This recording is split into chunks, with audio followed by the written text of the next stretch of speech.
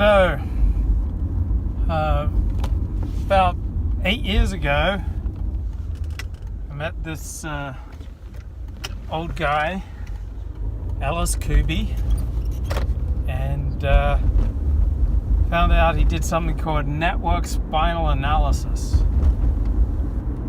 And I have to admit, I didn't really have that much interest in network spinal analysis. I thought it was just like an extension of chiropractic because it developed out of chiropractic. And I just thought that Alexander technique was the bee's knees. Like, if I do Alexander technique, why do I need this network spinal analysis stuff? So, Ellis Kooby was a pleasant guy to be around. Knew he had a lot of health problems, but we were on friendly terms, always amiable between us. He was pretty good at reading a lot of different social dynamics, completely blind on other social dynamics, like many of us can be like really clued in on some and then completely blind on others. And he was just this nice old guy. We had friends in common. Always enjoyed seeing him.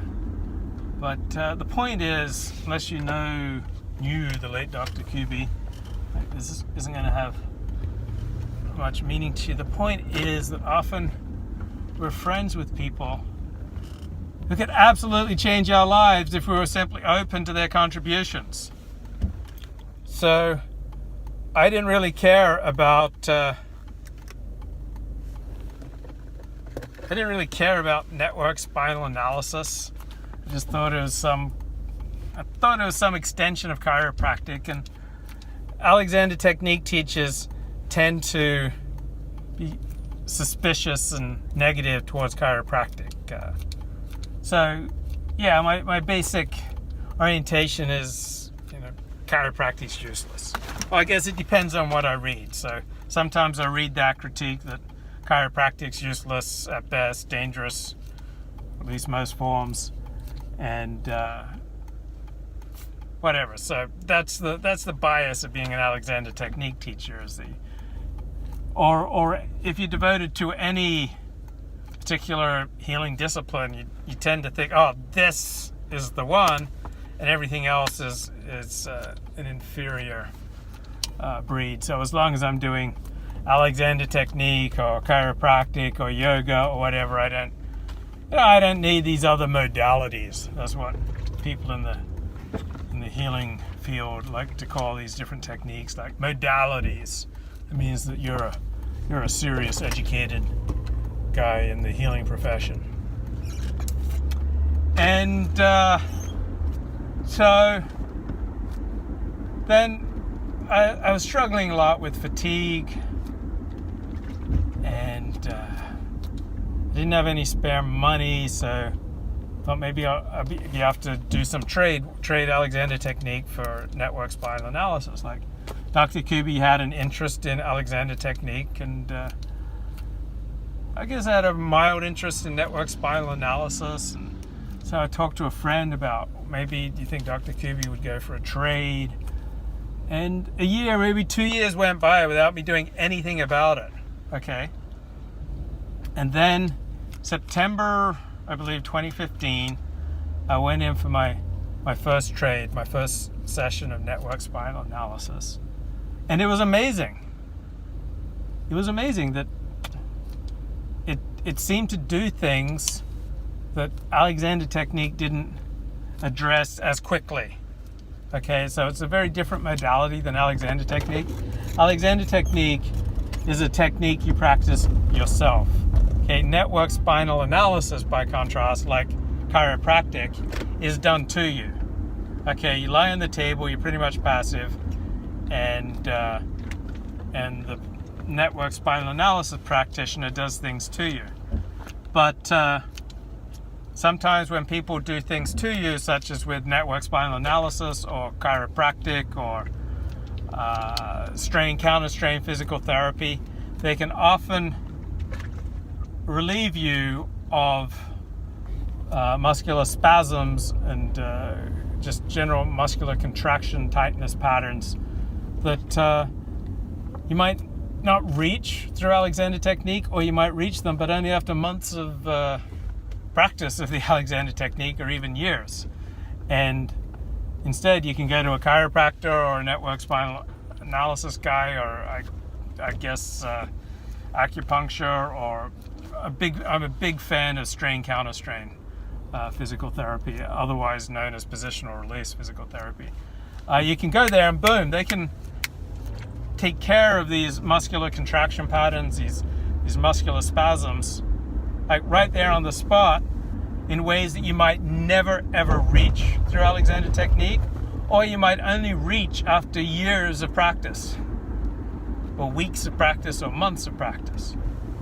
So different modalities have different strengths and weaknesses, and it's arrogant for me as an Alexander Technique teacher to think that Alexander Technique just addresses all of this stuff.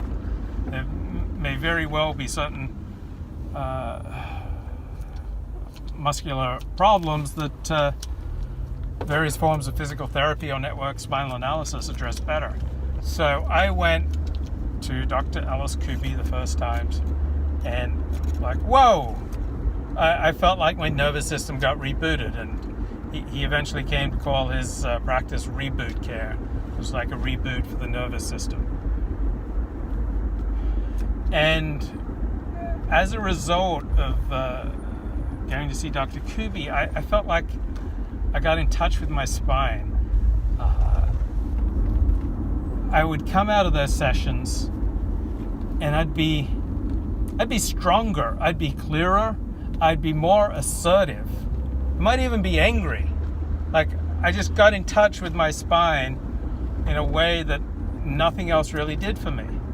And so it didn't take many sessions for me with Dr. Kooby in network spinal analysis to realize that this guy had stuff, had learning and insights, contributions to make that I could benefit from. And if you look at my blog, like prior to September of 2015 and after September 2015, you find a much more muscular, assertive blogging style, which I attribute to my sessions with Dr. Kooby.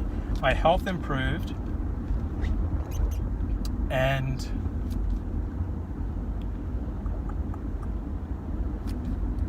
at the same time I was getting into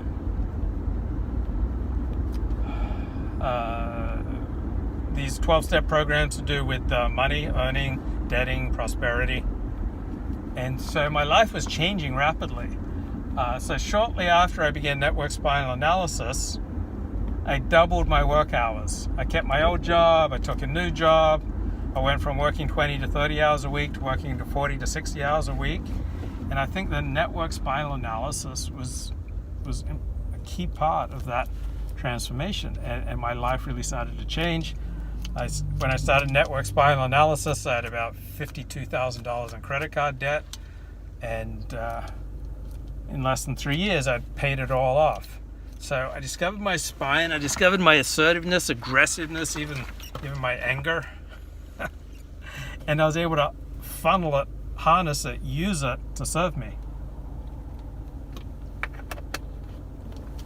And I got a lot of clarity. It seemed to unleash energy. I didn't have the same debilitating fatigue that I'd had prior to network spinal analysis. And I just had to admit that this guy that I'd been friends with for years, and I knew a little bit about what he did, and even though other people swore by what he did, it's like I was content just to be like self-satisfied with my Alexander Technique. Like, what am I going to learn from someone who does network spinal analysis? You know, I don't need that chiropractic crap, but boy did I need it. Boy did it improve my life. And one of the symptoms of under-earning and poverty and misery is idea deflection. Like, there are great ideas all around us, and we just got our deflector shield up. Like, we're just not going to listen to anybody. We're like, we know better. We know that's not going to work.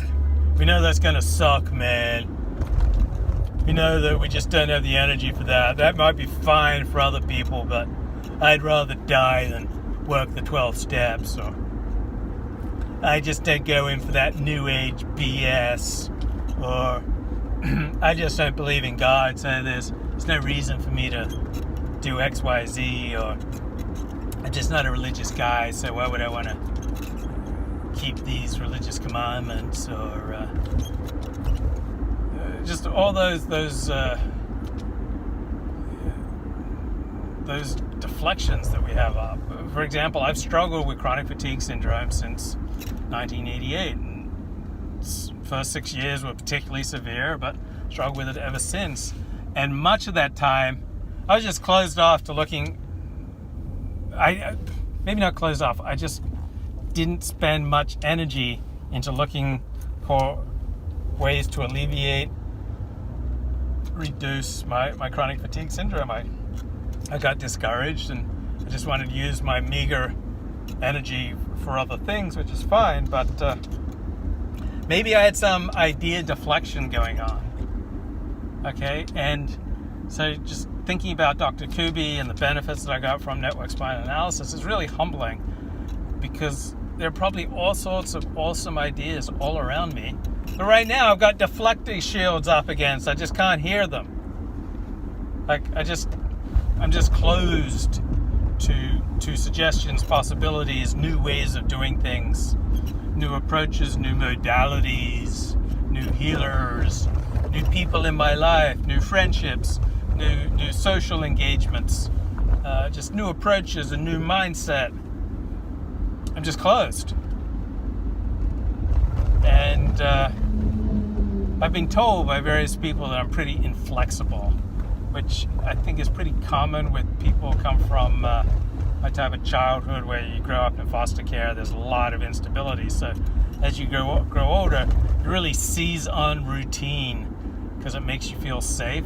But in so doing, you shield yourself off from a lot of great ideas. And like, you're so insecure that you just hold on to your familiar ways of doing things, because the pain of discovering a better way of doing things is too intense. Because let's say I go out and I find a better way of doing things, a better mindset, a better approach, and it dramatically improves my life. And then the pain of knowing that, like, the previous 20 years of my pain was all unnecessary if I just adopted this new healing modality, or this chronic crippling emotional problem I had, or emotional pain, physical pain.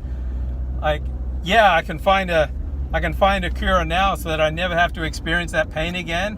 But the pain of knowing that I went through 20 years of unnecessary pain may be so intense, like that possibility, that I'm just going to close myself off from solutions. Like, I can feel that impulse inside of me, that the pain of knowing how wrong I was, how self-destructive I was, is just too intense to open up to a new way of doing things. Like, I know someone with severe sleep apnea was told for decades to check himself out for sleep apnea. Finally did it, tested, he's got severe life-threatening sleep apnea, but he won't do the CPAP machine. He won't do any of the ways of alleviating sleep apnea, because then he'd have to admit he was wrong. So he would rather die than admit he was wrong. And a lot of us are like that. We would rather die than try something new, to recognize that we were wrong, to recognize that 5, 10, 20, 30 years of pain and suffering that we've endured, the keenest pain, psychological, physical, were all unnecessary, because we wouldn't take solutions, we wouldn't take suggestions, we were just closed off with our idea deflection shield. So, Dr. Kooby's had a lot of health problems as long as I've known him, and then they've accelerated in 2018, haven't seen him that much in 2018. I really got into my video streaming in 2018, so I didn't have as much time to spend with my friends like Dr. Kooby. And over the past 6 weeks, I've kind of owed Dr. Kooby a visit, a call, get back in touch with him. And I had a friend who prompted me, hey, give him a call, go see him. And I just kept putting it off. And then today I get a text that Dr. Kooby died on the first day of Rosh Hashanah. So I just kind of kept putting it off, seeing my friend Dr. Kooby, and he's dead. Because I was so into my streaming. And typically after I finish streaming my show in the evenings, I'm exhausted. I don't want to talk to anyone else. And Dr. Kooby was just so tired the last few months that I like the sessions that used to take 10 minutes were now taking him half an hour, and it just wiped him out. And I don't know. I think we should admit this. We all have an instinctive fear of people with chronic illness, that even if it's not rationally contagious, we all just kind of shy away. And I think we just have to recognize that human tendency so that we can overcome it and visit the sick and be a good friend to people who are sick. But I know during my 6 years of basically bedridden chronic fatigue syndrome, most people just kind of shied away. They didn't want the contagion. They just didn't want to have to deal with seeing like someone who was 22 and seemed to have the world at his feet, and then for no discernible reason his whole world can collapse, and it's painful to see that. And who wants to look at it? And it's much easier to think it's all in their head. And so I was just busy. Put my friendship with Dr. Kooby on hold for a few weeks. I thought maybe I'd see him over Rosh Hashanah, Yom Kippur, over these holidays. I was pretty sure I was going to see him, and he is with us no more. So those are some of my reflections of having my idea deflection shield up, being kind of closed off to leading a full life.